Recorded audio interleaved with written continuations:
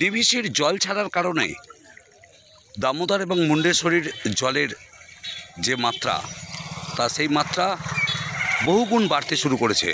আর যার কারণেই দামোদর থেকে জল চুঁয়ে নদীর জল এলাকার ভেতর দিকে ঢুকতে শুরু করেছে। আতঙ্কিত হয়ে পড়েছে মানুষ। সেই ছবি দেখানোর চেষ্টা করছি।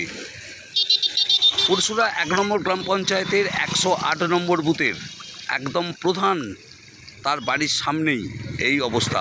2009 সালে নাকি এই বাঁধই এই জায়গাটাই ভেঙেছিল, স্থানীয় মানুষের বক্তব্য। দেখুন সেই ছবি। পুরসুরা থেকে নিজস্ব সংবাদদাতা রিপোর্ট, নিউজ 7 সকাল লাইভ।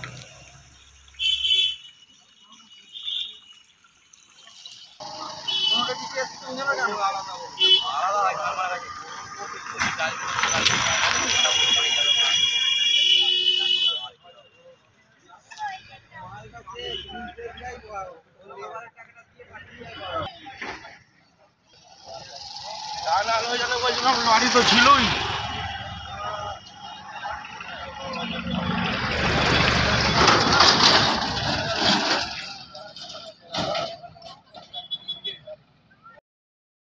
জঙ্গলপাড়া এবং আমাদের যে পুরসুরা মোড় যে রাস্তা, খুশিগঞ্জ রাস্তা, সেই রাস্তার ওপরেই দেখা যাচ্ছে যে জল চুঁয়ে রাস্তার ওপারে জল যাচ্ছে আপনার একদম বাড়ির সামনে দিয়ে। কি বলবেন?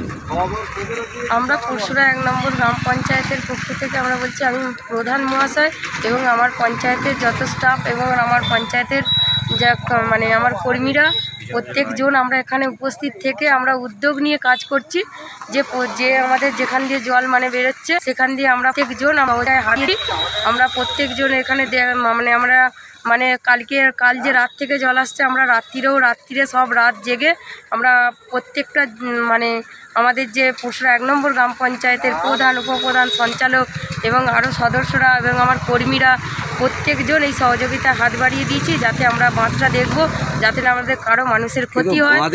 বাঁধের গায়ে গায়ে দেখা যাচ্ছে জল বেরোচ্ছে একদম বাঁধের গায়ে গায়ে বেরোচ্ছে, প্রত্যেকটা বাড়ির ভিতর দিয়ে জল যাচ্ছে।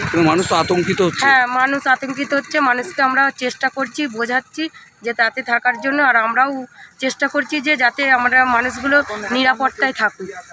এটুকু আমরা কাজ আপনাদের চলছে। হ্যাঁ, আমাদের প্রচণ্ড উদ্যোগ নিয়ে আমাদের কাজ চলছে পুরসুরা 1 নম্বর গ্রাম পঞ্চায়েত। এটা যেখানে জল বেরোচ্ছে সেটা একদম আপনার বাড়ির সামনেই। একদম আমি যে প্রধান, আমার যে বাড়ি, আমার বাড়ির ভিতর দিয়ে জল যাচ্ছে।